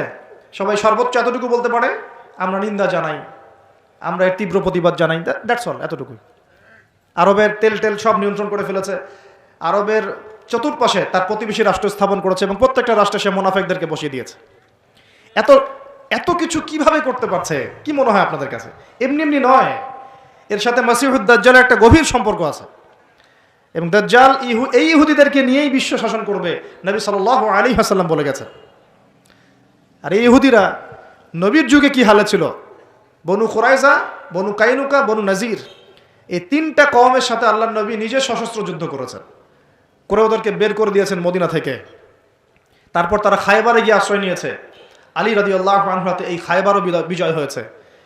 সবাইকে বের করার পরে নবীজি ইন্তেকালের কয়েকদিন আগে বলে গিয়েছিলেন, বাকি যারা আছে অবশিষ্ট, এদেরকে তোমরা এই জাজিরাতুল আরব থেকে বের করে দিও। কে বলে গিয়েছিলেন? এখন তার উম্মত দেখেন কি অবস্থা। চারপাশে বসে, ওই জেরুজালেমের চারপাশে আরব রাষ্ট্র রহব আছে, বসে বসে তামাশা দেখছে। 100 বছর হয়ে গেল। তো আমি এই জায়গা থেকে এখানে আসছি, ওইখান থেকেই দাউদ আলাইহিস সালাম বিশ্ব শাসন করেছিলেন। আল্লাহ পাক তাকে বলছেন খলিফা। কি করেছিলেন তিনি? আল্লাহ পাক তাকে বলছেন, ইয়া দাউদ, একটু মনোযোগের সাথে শোনেন, হে দাউদ, ইন্না জাআলনাকা খলিফাতান ফিল আরদ, আমি আল্লাহ তোমাকে এই জমিনে খলিফা করেছি। সুবহানাল্লাহ। এবং ওই জমিন বলতে কিন্তু এখন জেরুজালেম, আরদ মানে এখানে কিন্তু ওই বাইতুল মুকাদ্দাস, তিনি ওখান থেকেই বিশ্ব শাসন করেছিলেন। তোমার দায়িত্ব কি হে দাউদ, তোমার কাজটা কি? ফাহকুম বাইনান নাসি বিল হক, সূরা সাদ পড়ে দেখেন। তোমার কাজ হচ্ছে মানুষের মাঝে, অনুসারী জনগণের মাঝে তুমি ন্যায় বিচার প্রতিষ্ঠা করবা। কি করবা? তার মানে একজন, যে কেউ, একজন মেম্বার হোক, একজন চেয়ারম্যান হোক, একজন এমপি হোক, একজন মন্ত্রী হোক, একজন পিএম হোক, যাকে আল্লাহ পাক যেখানে দায়িত্ব দিবেন, খলিফা হিসেবে তার কাজ কি বলেন তো? ফাহকুম বাইনান নাসি বিল হক, সত্য ন্যায়ের মানদণ্ডে মানুষের মাঝখানে বিচার ফয়সালা করবা, বাস, এটা আপনার কাজ। নেতৃত্ব দিলে দোষের কিছু নাই, নেতৃত্ব পেলেও দোষের কিছু নাই, কিন্তু ফাংশনটা কি? একজন খলিফার কাজটা কি? আবু বকর সিদ্দিক কেমন খলিফা ছিলেন, ওমর কেমন ছিলেন, ওসমান কেমন ছিলেন, আলী কেমন ছিলেন রাদিয়াল্লাহু আনহুম আজমাইন, তারা এই আয়াতের উপর আমল করতেন। ফাহকুম বাইনান নাসি বিল হক, মানুষের মাঝখানে ন্যায় বিচার করো। ন্যায় বিচার কথা বলা হয়েছে, ন্যায় বিচার। এখন ন্যায় বিচার কতটুকু কি হচ্ছে না হচ্ছে এটা আপনারা আমার চেয়ে ভালো জানেন, আমি এইসব নিয়ে কথা বলতে চাই না, কিন্তু আমাদের কাজ এতটুকুই, যাকে আল্লাহ পাক যেখানে দায়িত্ব দিবেন ন্যায় বিচার। আরো আল্লাহ বলছেন, আয়াতটা শেষ হয়নি, আরো সামনে একটু আছে, আল্লাহ পাক বলছেন ওয়ালা তাত্তাবিউল হাওয়া, ন্যায় বিচার করো এবং নিজের হাওয়া প্রবৃত্তির অনুসরণ করো না, নিজের মন গড়া বিধানের অনুসরণ করো না, নিজের প্রবৃত্তির দাসত্ব করো না। যদি করো তাহলে কি হবে? ইউদিল্লাকা আন সাবিলিল্লাহ, তাহলে আল্লাহ পাকের এই সরল পথ থেকে ওই প্রবৃত্তির অনুসরণ তোমাকে বিচ্যুত করে দিবে। কার কথা এগুলো? আল্লাহর কথা। ইন্নাল্লাযীনা ইউদিল্লুনা আন সাবিলিল্লাহ, পরের আয়াত, নিশ্চয় যারা আল্লাহ পাকের সরল পথ থেকে বিচ্যুত হয়ে গেছে, লাহুম আযাবুন শাদীদ, তাদের জন্য কঠিন শাস্তি আছে। আযাবুন শাদীদ মানে কঠিন শাস্তি আছে। বিমা নাসু ইয়াউমাল হিসাব, এই কারণে যে তারা হিসাবের দিনটা ভুলে গিয়েছে। এই দুইটা আয়াত আমি শোনাই দিলাম আপনাকে। আল্লাহ পাক যাকে যেখানে দায়িত্ব দিবেন সব সময় এই দুইটা আয়াত মাথায় রাখবেন, যে আল্লাহ পাক আপনাকে দাউদ আলাইহিস সালামের মতো কাজ দিয়েছেন, আল্লাহ পাক আপনাকে আদম আলাইহিস সালামের মতো কাজ দিয়েছেন। যাকেই দেখ, X Y Z whoever he is, এটা আমাদের দেখার বিষয় না। আমরা ধর্মতাত্ত্বিক দৃষ্টিকোণ থেকে শুধু মূলনীতিগুলো বলবো। তাহলে এখানে খলিফার কাজ কি বুঝতে পারলাম? মানুষের মাঝে ন্যায় বিচার প্রতিষ্ঠা করা, প্রবৃত্তির দাসত্ব না করা। যদি করি তাহলে কঠিন শাস্তি অপেক্ষা করছে। এখন আসেন, আল্লাহ নবী সাল্লাল্লাহু আলাইহি ওয়াসাল্লাম কি এই আয়াতের উপর আমল করে যান নাই? গিয়েছেন না যান নাই? তার জীবদ্দশায়, তার 23 বছরের এই নববী জীবনে কেউ কখনো জুলুমের শিকার হয়েছিল? বলেন তো, কেউ বলতে পারবে বুকে হাত দিয়ে যে একজন মানুষ জুলুমের শিকার হয়েছে? তার রেখে যাওয়া ইসলামের এই প্ল্যাটফর্মের উপরে আবু বকর সিদ্দিক শাসন চালিয়েছেন 2.5 বছরের মতো। আবু বকর সিদ্দিকের সময় কি কেউ জুলুমের শিকার হয়েছিল? তিনি কি এই আয়াতগুলোর উপর আমল করেছিলেন না করেন নাই? তাহলে তিনি একজন সফল খলিফা ছিলেন। আমরা খলিফা এবং খেলাফা দুটার ব্যাখ্যা বুঝতে পারলাম। যে খলিফা আল্লাহ পাকের বিধান মেনে বিচার ফয়সালা করে, ওই শাসন ব্যবস্থাটাকেই বলা হয় খিলাফা। এটা নতুন কোনো মৌলবাদী শব্দ নয়, আমরা ভুল বুঝি, আমাদেরকে ভুল বোঝানো হয়। একজন খলিফা যে আল্লাহ পাকের বিধান অনুযায়ী বিচার ফয়সালা করে, তার ওই শাসন ব্যবস্থাটাকে বলা হয় খিলাফা, যেটা আসবে সামনে ঈসা আলাইহিস সালামের হাতে। এখন আপনি সর্বোচ্চ পর্যায়ে যান বিশ্বের, ইউনাইটেড নেশনস, এখানে খিলাফা কায়েম আছে? অনেস্টলি বলেন, এখানে কি আল্লাহর বিধান দিয়ে বিচার ফয়সালা করা হয়, নাকি ওদের পশ্চিমাদের মন গড়া বিধান দিয়ে করা হয়? 100-200 কেন, একদিনে যদি 1000টা বাচ্চাকেও বোম মেরে হত্যা করে দেয়, তারপরে ওরা ইসরায়েলের পাশেই থাকবে, বলবে আমরা আমাদের বন্ধুর পাশে আছি। আমাদের যদি এর পরেও চোখ না খুলে, তাহলে নিশ্চিত আমরা ইন্টারনালি ব্লাইন্ড, আধ্যাত্মিকভাবে অন্ধ হয়ে গেছে। আর যারা অন্ধ তারাই তো অন্ধ দাজ্জালের অনুসরণ করবে। আমি জানি আমাদের উপরের লেভেলে যারা আছেন তারা এগুলো সব ভালো করেই বোঝেন, কিন্তু পরিবেশ পরিস্থিতির কারণে অনেক সময় তারা সত্য কথা বা সাহস করে অনেক কিছু বলতে পারেন না, কারণ তারা অবশ্যই বোঝেন, তারা মুসলিম পরিবার থেকে এসেছেন। আমাকে বলেন, তাদের যে সিস্টেম, এই সিস্টেমের মধ্যে যে অর্থ ব্যবস্থাটা আছে, এটা সুদ ভিত্তিক না সুদ বিবর্জিত? তাহলে এটা কি আল্লাহ পাকের কোরআনের সাথে গাদ্দারি হয়নি? তাহলে ওর আন্ডারে থাকলে কি আমরা সত্যিকারের খেলাফা কায়েম করতে পারবো? সম্ভব না। ও যে মিডিয়াগুলো চালায়, এই মিডিয়াতে ও যা মানুষকে বোঝায় তাই। একজন মুসলমানকে যদি ও সন্ত্রাসী রূপে উপস্থাপন করে, সারা বিশ্ব বলে হ্যাঁ ও সন্ত্রাসী। একজন ব্যক্তি, আমি নাম মেনশন করছি না, গণহারে মানুষ হত্যা করেছে, তাকে শান্তিতে নোবেল পুরস্কার দেওয়া হয়েছে। এই হলো ওদের চরিত্র। মিডিয়া, ওদের পলিটিক্যাল সিস্টেম, ব্যাংকিং সিস্টেম, ওদের প্রযুক্তি, এগুলো কোনটা মুসলমানের স্বার্থে? কোনোটা কি মুসলমানের স্বার্থে? সবগুলো করেছে ওদের স্বার্থে। ওখানে গিয়ে আমরা সর্বোচ্চ কি করতে পারি? আমরা হয়তো ওই যে ফিডেল ক্যাস্ট্রোর মতো একটা ভাষণ দিতে পারবো, অথবা ওই গাদ্দাফির মতো একটা ভাষণ দিতে পারবো। যারাই সেখানে দাঁড়িয়ে লম্বা লম্বা লেকচার দিয়েছে, গরম গরম বক্তব্য দিয়েছে, ওদের সবাইকে হয় মেরে দেওয়া হয়েছে, না হলে ক্ষমতাচ্যুত করা হয়েছে। আমাদের চোখ কবে খুলবে? এটা একটা কুফরি শক্তি। এটা এই পৃথিবীর সবচেয়ে বড় শিরক, সবচেয়ে বড় তাগুত, সবচেয়ে বড় কুফর। এর গোড়ায় গিয়ে আমাদেরকে আঘাত করতে হবে, এবং সেই আঘাতটা আমরা করতে পারবো না, আমরা জানি। সে আঘাতটা করবে ইমামুল মাহদি এবং ঈসা আলাইহিস সালাম। আমি জানি আমরা কিছু করতে পারবো না, এবং আমি আপনাকে করতেও বলছি না কিছু, ভবিষ্যৎটা বলে দিচ্ছি ইনশাআল্লাহ। এই বৈশ্বিক এই শিরক আর কুফর তাগুতের গোড়ায় শিকড়ে আঘাতটা করবে কে? ইমামুল মাহদি এবং ঈসা আলাইহিস সালাম। তারপরে আবার জেরুজালেম থেকে বিশ্ব শাসন হবে ইনশাআল্লাহ। তখন প্রত্যেকটা মুসলমানের হক অধিকার রক্ষা করা হবে। তখন মুসলমানরা এইভাবে মাথা নত করে বাঁচবে না, মাথা উঁচু করে বাঁচবে ইনশাআল্লাহ। এত সহজ যে মুসলিম বাচ্চাদেরকে বোম্বারে হত্যা করে ফেললো। আমি আপনাদেরকে দলিল দিলে রাত 2টা-3টা বেজে যাবে। একজন সাহাবীর হত্যার প্রতিশোধ নেওয়ার জন্য নবী সাল্লাল্লাহু আলাইহি ওয়াসাল্লাম 30,000 সৈন্যবাহিনী রেডি করে রোমানদের বিরুদ্ধে যুদ্ধ করতে পাঠিয়েছে। কজন সাহাবী? আবার একজন দিনী বোন, মুসলিম রমণী মহিলা সাহাবীর ইজ্জতের বিনিময়ে পুরা বনু কুরাইজার সাথে নবী যুদ্ধ করেছেন। নবী একজন রাষ্ট্রদূত পাঠিয়েছিলেন, খ্রিস্টানরা ওই রাষ্ট্রদূতকে হত্যা করেছিল। ওই একজন সাহাবীকে হত্যার প্রতিশোধ নেওয়ার জন্য আল্লাহ নবী সাল্লাল্লাহু আলাইহি ওয়াসাল্লাম মুতার যুদ্ধে চলে গিয়েছেন। কি মনে করেছে মুসলমানদেরকে ওরা যা ইচ্ছা তাই করবে? যখনই মুসলিমরা ইসলামের পক্ষে কথা বলার চেষ্টা করে অথবা শক্ত অবস্থান দেখানোর চেষ্টা করে, ওরা কয়েকটা অস্ত্র প্রয়োগ করে, স্যাংশন দিয়ে দিব, তারপরে কি করব, টাকার মান কমিয়ে দিব, ভিসা বাতিল করে দিব। অনেক সমস্যা ওদের কাছে। এরকম 70 থেকে 72টা অস্ত্র থাকে, একটা একটা করে প্রয়োগ করে। স্যাংশন একটা অস্ত্র, ভিসা একটা অস্ত্র, টাকার মান ইনফ্লেশন হবে এটা একটা অস্ত্র, ঋণ দেওয়া বন্ধ করে দেবে একটা অস্ত্র, IMF এর লোন দিব না একটা অস্ত্র। এরকম অস্ত্র শেষ নাই। এগুলো আপনারা সবাই বুঝবেন না, পলিটিশিয়ানরা বুঝবে। এই শক্তিটা, এই পুরো পশ্চিমাদের এই পুরো শক্তিটা, আমি বলছি না তাদের মধ্যে ভালো মানুষ না, এটা বলছি না। এটা যারা নিয়ন্ত্রণ করে তাদের নাম জায়নিস্ট। তারা কারা? এই জায়নিস্টরা কখনোই মুসলমানদের স্বার্থে কাজ করবে না। কশ্চিন কালেও তারা এই মুসলিম বাচ্চাদের রক্তের বদলা নিবে না। কশ্চিন কালেও তারা আমাদের এই ভাই বোনদের জীবনের মূল্য দিতে পারবে না। তারা আমাদের পক্ষে অবস্থান নিবে না। হাজার হাজার মুসলিমকে মেরে ফেলার পরেও তারা ওদেরই পক্ষে অবস্থান নিবে। এমনকি যে এগুলো নিয়ে কথা পর্যন্ত বলবে তাকেও গুপ্ত হত্যা করে হত্যা করতে পারে। দ্য সিক্রেটস অফ জায়নিজম বইটা পড়ে দেখেন, হেনরি ফোর্ডের লেখা। উনি নিজেও ওদের একজন ছিলেন, বের হয়ে এসেছেন, পরে সৎপথে এসে বইটা লিখেছেন। বইটা পড়ে দেখেন, পড়াশোনা করেন। আমাদেরকে চোখ কান খোলা রেখে চলতে হবে। আমি এই মূল জায়গা থেকে আস্তে আস্তে শেষের দিকে আসতেছি, একটু মনোযোগ ধরে রাখেন। এটা হলো খেলাফা এবং খলিফার ফাংশন। এখন আবু বকর সিদ্দিক কি এটা আমল করে দেখেন নাই? উমর ইবনুল খাত্তাব, তার 10 বছরের শাসন। কত বছর?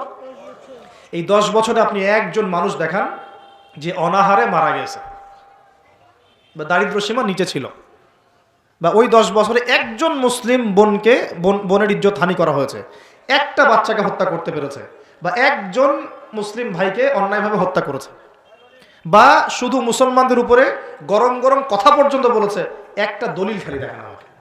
10 বছর আপনি দেখাতে পারবেন না। বরং মানুষ চাকরি ছেড়ে দিচ্ছে এসে, ইয়া আমিরুল মুমিনিন, আমার কোর্টে তো মামলাই আসে না, আমাকে অযথা বেতন দেন কেন? এই যে বর্তমান রাষ্ট্র ব্যবস্থার কাঠামো, এটা ওমর রাদিয়াল্লাহু আনহু দিয়েছেন। তার জীবনী পড়ে দেখেন, ইতিহাসগুলো পড়ে দেখেন। এখন এই 10 বছর যদি এভাবে চালানো যায়, তাহলে আমরা কেন এখন দুর্বল হচ্ছে? আরো সামনে যান, ওই 10 বছরে ওমর রাদিয়াল্লাহু আনহু এই বাইতুল মুকাদ্দাসও জয় করেছিলেন, মনে আছে? উটের পিঠে তিনি একবার চড়েছেন, তারপর ভৃত্যকে উঠিয়েছেন, ওটা নিয়ে কাজী নজরুল ইসলাম কবিতা লিখেছিলেন, এগুলো তো এখন নাই। কবিতাটা এটা তো আমিরুল মুমিনিন কবিতা ছিল না একটা আগে, ওটা তো এখন আপনারা পড়তে পারেন না। কেন পড়তে পারেন না এটা আপনারা বুঝবেন। কেন পড়া যাচ্ছে না, কি সমস্যা হচ্ছে, পড়লে কি হবে, কোথায় নিয়ে যাচ্ছি আমরা বাচ্চাদেরকে, এখন কোন দিকে নিয়ে যাচ্ছি বাচ্চাদেরকে আমরা? আসলে ইসলামের শিক্ষা ছাড়া আপনি যত শিক্ষায় শিক্ষিত করেন না কেন, পরকালে আপনি পস্তাবেন, আমরা পস্তাবো না।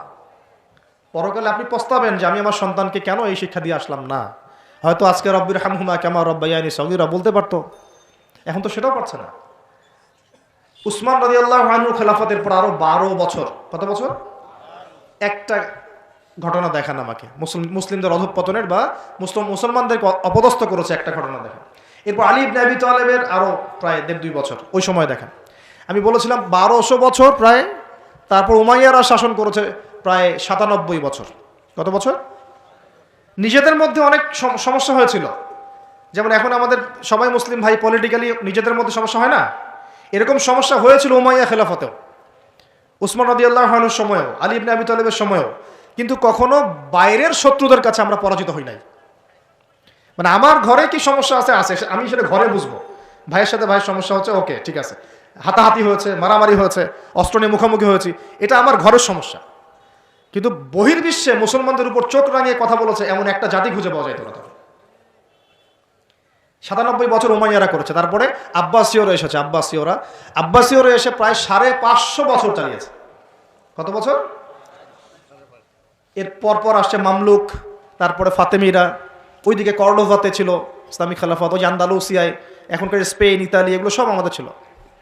তারপরে সালাহউদ্দিন আইয়ুবী রাহিমাহুল্লাহর আইয়ুবী শাসন এসেছে, তারপরে জেঙ্গিদের শাসন এসেছে, মোগলদেরটা জানেন আপনারা, আফগানদেরটা জানেন, এমনকি হিন্দুস্তান পর্যন্ত দেখেন নাই, এটা পুরো আমাদের আওতাভুক্ত ছিল এক সময়, ইংরেজরা আসার আগ পর্যন্ত।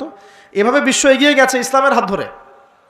কখনো কাউকে জোর করে ফোর্স করে মুসলমান করানো হয় নাই, কখনো কোনো অমুসলিমের অধিকার খর্ব করা হয়নি। এবং একজন অমুসলিম যদি আমাদের আন্ডারে থাকতো, তার অধিকার সবার আগে নিশ্চিত করা হয়েছে। যাকাত সবাই প্রদান করত, সলাত আদায় করত, সবাই কোরআনওয়ালা ছিল, ওলামায়ে কেরামদেরকে সম্মান করা হতো, মসজিদ মাদ্রাসা গড়ে তোলা হয়েছিল, সুদ ছিল না, মানুষ হালাল খেত, এবং মুসলিমদের একটা ঐক্যবদ্ধ সামরিক শক্তি ছিল। আস্তে আস্তে আস্তে আস্তে বিগত বেশি দিন না, আমার স্টাডি হচ্ছে বিগত মাত্র 100 থেকে 150 বছর, লাস্ট 100 থেকে 150 বছরে আমাদের পুরো টেবিলটাই উল্টে গেছে মনে হয়। এক্স্যাক্টলি উসমানী খেলাফতের পতনের সময় থেকে 1914 সালে এটার পতন ঘটেছে, প্রথম বিশ্বযুদ্ধের সময়। এরপর থেকেই কেন জানি এই যে বিগত 100 বছরে পুরো বিশ্বের চিত্রটাই উল্টাই গেল। যারা আমাদেরকে কর দিত এক সময়, ট্যাক্স, ওরা এখন আমাদেরকে বলে ঋণ দিব কি দিব না। সুবহানাল্লাহ, আপনারা চিন্তা করেন একটু বিষয়টা। যারা আমাদেরকে ট্যাক্স দিয়ে আমাদের জমিতে থাকতো, ওরা আমাদেরকে বলে লোন লাগলে অ্যাপ্লাই করতে হবে, শর্ত সাপেক্ষে দিতে পারি, তা আবার চড়া সুদে। ওরা বলে যে পলিটিক্যাল সিস্টেম আমাদের কেমন হবে, ও ইন্টারফেয়ার করতে চায়, ও এসে নাক গলাতে চায় যে তোমাদের রাষ্ট্র ব্যবস্থা কীভাবে চলবে।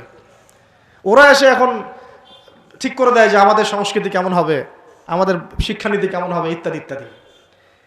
যে জেরুজালেমে ঢোকার আগে ওদেরকে 10 বার চেকিং করতে হতো, ওখানে আমরা ত্রাণ পাঠাতে পারছি না, ওখানে আমরা মুসলমানরাই আমাদের ভাইকে ত্রাণ পাঠাতে পারছি না। নির্বিচারে মানুষ মারছে, কিন্তু আমরা গিয়ে প্রতিহত করতে পারছি না, আমরা ফোর্স পাঠাতে পারছি না। আপনি বিশ্বাস করেন বাংলাদেশে যারা উপর থেকে নিচু লেভেলে যে সেক্টরে মানুষরা আছেন, এদের মধ্যে বহু ইমানদার মানুষ আছে, বহু ইমানদার মানুষ আছে। পলিটিশিয়ানদের মধ্যে, র্যাবে, বিজিবিতে, আর্মিতে, আনসারে, প্রত্যেকটা জায়গায় এমন বহু মানুষ আছে যাদেরকে যদি আপনি পাঠাতেন যে যাও ওই জালেমদের বিরুদ্ধে অস্ত্র ধরো, দেখতেন ওরা বুক পেতে শহীদ হয়ে যেত। বহু মানুষ আমাদের দেশে আছে, ইমান আমরা লালন করি বলেই তো কথাগুলো বের হচ্ছে। আমাদের জায়গা, আমাদের জমি, আমাদের ভাই, আমাদের বোন, আমাদের বাচ্চাকে মেরে শেষ করে ফেললো, আমরা সামান্য প্রতিবাদটুকু করতে পারছি না। প্রতিবাদ করার প্ল্যাটফর্মটা কোথায়? জাতিসংঘে যেতে হবে, জাতিসংঘে গিয়ে প্রতিবাদ করে লাভটা কি হবে? ও বলবে যে আমি তার পাশে আছি, শোনাই নিবে। বাংলাদেশের মতো ছোট একটা দেশ যে পরিমাণ সাহস দেখিয়েছে, ওখানে আরবের বড় বড় মুসলিম রাষ্ট্রগুলো সেই সাহস দেখাতে পারে না। কিসের ওআইসি? নাটক সার্কাস মনে হয় এগুলাকে। 110-20 জন বসবে, খ্যাপসা খাবে, খ্যাপসা আর ওই যে কি ফাহাম, এগুলো খাবে বসে বসে, কোকাকোলা পান কর, কোকাকোলা, স্প্রাইট। শেষমেশ সবাই মিলে একটা সিদ্ধান্তে আসলো যে নিন্দা জানানো দরকার, নিন্দা জানাই। কেন নিন্দা জানাই? আরবের জনগণ তো খেপে যাবে, জনগণ তো ইমানদার, জনগণ বলবে যে আপনারা কিছু করেন না কেন, ওদেরকে দেখানোর জন্য মিটিংটা আয়োজন করব। আজ পর্যন্ত কি পদক্ষেপটা নিয়েছে? 15,000 মানুষের জীবনের মূল্য কি এই 1500 টাকার ত্রাণে চলে যাবে? এত ত্রাণ দিলেই হয়ে যাবে? কেউ কেউ তো বর্ডার পর্যন্ত বন্ধ করে রেখে দিচ্ছে যে এখানে আসতেও দিব না। এই হিস্ট্রি একদিন 2 দিনের না, আমি এক মিনিটে বলতে পারবো না। আপনারা ডক্টর রাগিব সারজানি এবং ডক্টর আলী মোহাম্মদ সাল্লাভি, তাদের ইতিহাসের বইগুলো পড়েন। ফিলিস্তিন নিয়ে বহু কিতাব আছে। এটা বিশাল ইতিহাস। এটা এখন অক্টোবর মাসের ঘটনা না, এটা অক্টোবর মাসের 6 তারিখে নতুন করে শুরু হয়েছে মাত্র। এটা প্রায় 97 বছর থেকে চলছে। কখনো এই রমজানে, কখনো সেই রমজানে, কখনো এই ইস্যু নিয়ে, কখনো সেই ইস্যু নিয়ে, কখনো নিজেরাই এটাকে সৃষ্টি করে। করতে করতে আস্তে আস্তে আস্তে 76 ভাগ জায়গা ওরা এখন দখল করে ফেলছে। আর আমি বললাম এদের সাথে দাজ্জালের মারাত্মক সম্পর্ক আছে, সামনে বুঝতে পারবেন। তো এটা একদিন 2 দিনের ইতিহাস নয়। আর এই প্রতিহতটা মানুষ আজকে নতুন করে করছে এমন নয়, প্রতিহত করেছে অনেকেই, অনেক সংগঠন এখানে প্রতিহত করে করে করে করে চলে গেছে। এখন না হয় আপনি হামাসকে দেখতে পাচ্ছেন, আগে তো সে ছিল না। ইন্তেফাদার আগে তো সে ছিলই না, নতুন করে তাকে প্রথম শুরু করেছিল ইখওয়ানুল মুসলিমিন। তার আগেও ওই যে কাসসাম ব্রিগেড, আপনার নাম শুনেছেন, ইজউদ্দিন কাসসাম, উনি প্রথম শুরু করেছিলেন 1935 সালের দিকে। এই ইতিহাসগুলো পড়তে থাকেন এবং কিভাবে তার আস্তে আস্তে এই জায়গায় ঘাঁটি গেড়েছে। আর এখন তারা কত শক্তিশালী আমাদের কল্পনার বাইরে। আমরা আমাদের আল্লাহ রাব্বুল আলামিনের কাছে দোয়ার চ্যানেল খোলা আছে। আমরা আমাদের মন থেকে দোয়া করবো ইনশাআল্লাহ। বলতে পারলে বলবো, লিখতে পারলে লিখবো, পণ্য বয়কট করতে পারলে করব, আমরা কূটনৈতিক সম্পর্ক ছিন্ন করতে পারলে করব। আমাদের পক্ষে যা করা সম্ভব তাই করবো ইনশাআল্লাহ। কারণ আমাদের তো হাত বাঁধা। দেখেন, আপনি চিন্তা করেন, চারপাশে আরব রাষ্ট্রগুলো তামাশা দেখছে। মাঝখানে মাত্রই 27 একর বর্গ কিলোমিটার জায়গা, 27 একর জায়গা আর কি, এটার মধ্যে বোম্বিং হচ্ছে। সবাই মানে 22 লক্ষ মানুষকে একটা জায়গায় নিয়ে এসে বোম মেরে হত্যা করা হচ্ছে। মানে ভাবটা এরকম যে ধরেন বাইতুল মোকাররমে সব মুসলমানকে ঢুকিয়ে বিষ প্রয়োগ করে হত্যা করা, যেমন এরকম আর কি, স্প্রে মেরে হত্যা করার মতো। অল্প একটু জায়গা, এর মধ্যে 22 লাখ মানুষকে ঢুকিয়ে দিয়ে বোম মেরে মেরে হত্যা করা হচ্ছে। এর চেয়ে বড় জুলুম পৃথিবী আর কোথাও দেখে নাই। আর ওই জায়গাটাকে আল্লাহ পাক বরকতময় বলেছেন, ওই জায়গাটাকেই আল্লাহ পাক বরকতময় বলেছেন। কেন? ওই জায়গা থেকে আল্লাহ পাক বেশি বেশি শহীদ কবুল করছেন, সুবহানাল্লাহ। এটাও বোঝেন, ওই জায়গা থেকে বেশি বেশি শহীদ আল্লাহর কাছে যাচ্ছে এবং তারা জীবিত, তারা জান্নাতে আছেন এখন ইনশাআল্লাহ। তবে শেষ করে দিয়ে একটা হাদিস দিয়ে এখানে নবী সাল্লাল্লাহু আলাইহি ওয়াসাল্লাম এই জায়গা সম্পর্কে বলেছেন, শেষ জামানায় লা তাযালু তাইফাতুম মিন উম্মতি যাহিরিনা আলাল হক লা ইয়াদুররুহুম মান খাযিলাহুম। আল্লাহ নবী সাল্লাল্লাহু আলাইহি ওয়াসাল্লাম বলেছেন, আমার উম্মতের একটা দল, সবাই না, একটা দল চিরদিন হকের উপর থাকবে, তারা যুদ্ধ করতে থাকবে, বিরোধিতাকারীরা তাদের কোনো ক্ষতি করতে পারবে না দুর্ভিক্ষ ছাড়া। কি ছাড়া? এই যে এখন বুঝতে পারছেন, দুর্ভিক্ষ ছাড়া, পানি নাই, খাবার নাই। বিরোধিতাকারীরা ওদের কোনো ক্ষতি করতে পারবে না দুর্ভিক্ষ ছাড়া। এবং সাহাবীরা জিজ্ঞাসা করছেন, ইয়া রাসূলুল্লাহ, তারা কোন এলাকায় যুদ্ধটা করবে? নবীজি বলছেন যে বাইতুল মুকাদ্দাস ওয়া মা হাওলাহা, বাইতুল মুকাদ্দাস এবং তার চারপাশে। আরেকটা জায়গা আসছে যে ফিল দিমাশক, মানে যে সিরিয়ার দামেস্ক এবং তার চারপাশে। নবীজি বলছেন সর্বশেষ এই দলটা দাজ্জালের সাথেও যুদ্ধ করবে। তো এই দিকে পৃথিবী যাবে। এখন আমরা আজকে সংক্ষিপ্ত আলোচনায় এতটুকু বোঝানোর চেষ্টা করলাম। দেখুন, আমরা পৃথিবীতে এমনি এমনি আসি নাই, আল্লাহ পাকের খলিফা হয়ে এসেছে। আল্লাহ পাকের খলিফার কাজ নিজে আল্লাহ পাকের বিধান মেনে চলা, তারপরে সবার আগে আমার পরিবারকে মানানোর চেষ্টা করানো। যদি পরিবার মানে আলহামদুলিল্লাহ, যদি না মানে দাওয়াত দেয়, আমার কাজ এতটুকু পর্যন্তই। আর যদি আমার সন্তান হয় তাহলে তাকে আমি ফোর্স করতে পারি, চাপ দিতে পারি, কিন্তু আমি আমার পিতাকে তো চাপ দিতে পারবো না, আমার মাকে আমি চাপ দিতে পারবো না, দাওয়াত দিতে পারবো। আমার স্ত্রী সন্তানদেরকে আমি চাপ দিতে পারবো। তো খলিফা নিজে হব, নিজের পরিবারের মধ্যেও সেই খলিফার সুন্নতগুলো থাকবে। তারপরে আমি আমার সাধ্যমতো সমাজে এটার প্রচার প্রসার ঘটাবো। আল্লাহ পাক যদি কবুল করেন, বড় পরিসরেও খিলাফা কায়েম হবে ইনশাআল্লাহ। আর আল্লাহ পাক যাকে যেখানে দায়িত্ব দিবেন তার মনে রাখা উচিত হবে তিনি হচ্ছেন এই পৃথিবীতে আদম আলাইহিস সালামের সন্তান। তিনি এই পৃথিবীতে ওই দাউদ আলাইহিস সালামের রোল প্লে করছেন। এরপরে তার সাধ্য অনুযায়ী সে ইসলাম কেন্দ্রিক সমাজ গঠনের চেষ্টা করবে। যদি না পারে বা প্রতিবন্ধকতা থাকে, ওজোর আপত্তি আল্লাহর কাছে পেশ করবে। আর যদি একেবারেই অস্বীকার করে, কুফরি করে, তাহলে তার শাস্তি আল্লাহ পাক তাকে দিবেন। আর সর্বশেষ কথা হলো, এই খিলাফার বদৌলতেই 4 খলিফার যুগ থেকে, এই যে আমি আপনাকে 1914 সাল পর্যন্ত দেখালাম, এই মুসলিম বিশ্ব দাপটের সাথে মাথা উঁচু করে বেঁচেছিল। আর বিগত 100 বছরে যখন এগুলো আস্তে আস্তে উঠে গেছে, ড্যামলিশ হয়েছে, তখন আস্তে আস্তে পুরো টেবিলটাই উল্টে গেছে। এখন সত্যি কথা বলতে, পুরো ওয়ার্ল্ডের যত বড় বড় অস্ত্রশস্ত্র সেগুলো ওদের হাতে।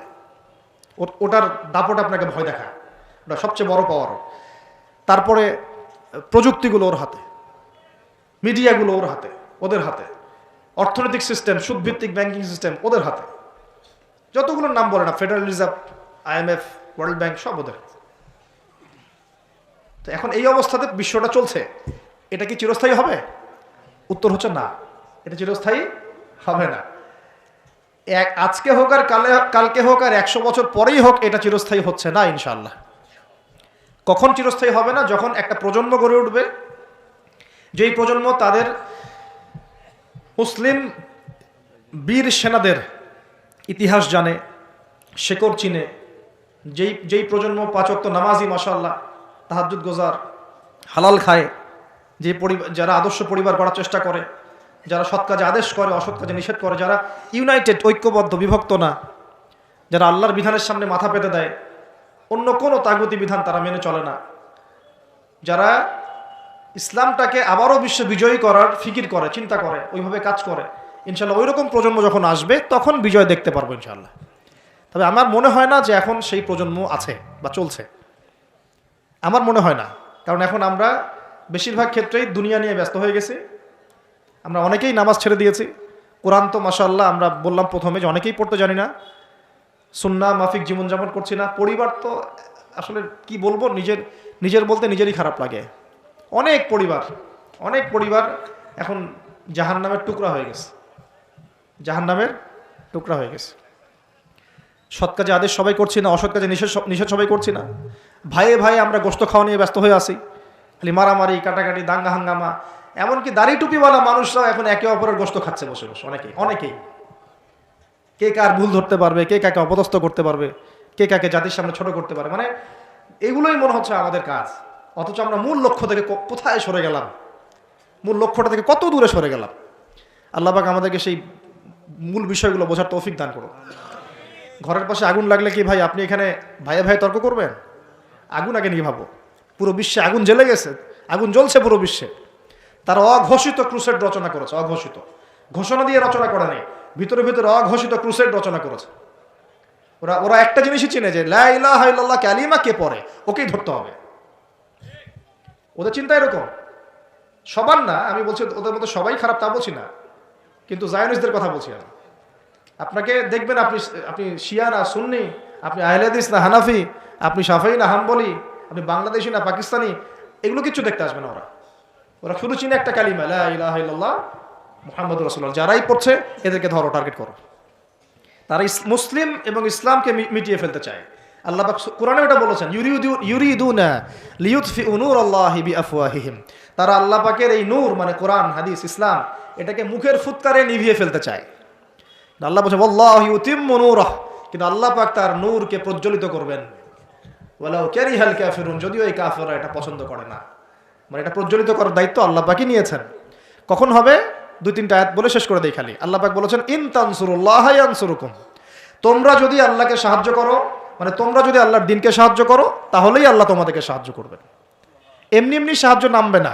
এই যুগটা আবরাহার যুগ না, যে আবরাহা হস্তি বাহিনী নিয়ে হেঁটে যাবে আর আসমান থেকে পাখি আসবে ঝাঁকে ঝাঁকে, আবাবিল তৈরন আবাবিল নেমে আসবে। এটা সেই যুগ না।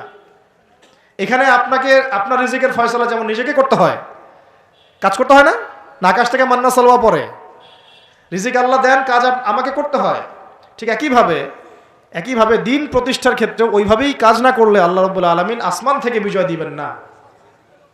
ইন তানসুরুল্লাহ ইয়ানসুরকুম, তোমরা যদি আল্লাহকে সাহায্য করো তবেই আল্লাহ তোমাদেরকে সাহায্য করবেন। ওয়া ইউসাব্বিত আকদামাকুম, তোমাদের পা আল্লাহ পাক সুদৃঢ় করে দিবেন ইনশাআল্লাহ। সুবহানাল্লাহ। আরো বলেছেন আল্লাহ পাক ইন্নাল্লাহা লা ইউগাইয়িরু মা বিকওমিন, আল্লাহ পাক কোনো কওমের অবস্থা ততক্ষণ পরিবর্তন করেন না, শুনে নেন, আল্লাহ পাক কোনো কওমের অবস্থা ততক্ষণ পরিবর্তন করেন না হাত্তা ইউগাইয়িরু মা বিআনফুসিহিম, যতক্ষণ না তারা নিজেরা নিজেদের অবস্থা পরিবর্তনের চেষ্টা করছে। আল্লাহ পাকের কথার উপর কোনো কথা নাই, এর উপর কোনো ওয়াজি নাই, আমাদের কথা তো কিচ্ছু না, আল্লাহ পাকের কথার উপর কোনো কথাই নাই। ইন তানসুরুল্লাহ ইয়ানসুরকুম, তোমরা আল্লাহকে সাহায্য করো, আল্লাহর দ্বীনকে সাহায্য করো, আল্লাহ তোমাদেরকে সাহায্য করবে। ওয়া ইউসাব্বিত আকদামাকুম, পা শক্ত করে দিবেন ইনশাআল্লাহ, কেউ টলাতে পারবে না। আর ইন্নাল্লাহা লা ইউগাইয়িরু মা বিকওমিন, মনে রেখো আল্লাহ পাক কোনো কওমের অবস্থা, কোনো জাতির অবস্থা ততক্ষণ পরিবর্তন করেন না যতক্ষণ না হাত্তা ইউগাইয়িরু মা বিআনফুসিহিম, যতক্ষণ না তারা নিজেরা নিজেদের অবস্থা পরিবর্তনের চেষ্টা করছে। আর সর্বশেষ কথা আল্লাহ পাক বলছেন ওয়া ইন তাতাওয়াল্লাউ, যদি তোমরা মুখ ফিরায় চলে যাও, তোমরা যদি মুখ ফিরিয়ে উল্টা দিকে চলা শুরু করো, যেমনটা আমরা করছি আর কি এখন, তাহলে আল্লাহ কি করবেন? আল্লাহ বলছেন ইয়াস্তাবদিল কওমান গায়রাকুম, আল্লাহ তোমাদের সবাইকে সরিয়ে দিবেন। বলেন নাউজুবিল্লাহ। ইয়াস্তাবদিল কওমান গায়রাকুম, আল্লাহ পাক তোমাদের সবাইকে সরিয়ে দিয়ে নতুন কওম নিয়ে আসবেন। সুম্মা লা ইয়াকুনু আমসালাকুম, তারা তোমাদের মতো হবে না, তারা তোমাদের মতো অপদার্থ হবে না। কিভাবে সরাতে পারেন? এক মহামারীতে সরাতে পারেন, পারেন না? এক ভূমিকম্পে সরাতে পারেন, 5-6 মাত্রা ভূমিকম্প হলেই শেষ, ঢাকা শেষ, একদম 60% মানুষ দেখবেন ডেড, নাউজুবিল্লাহ।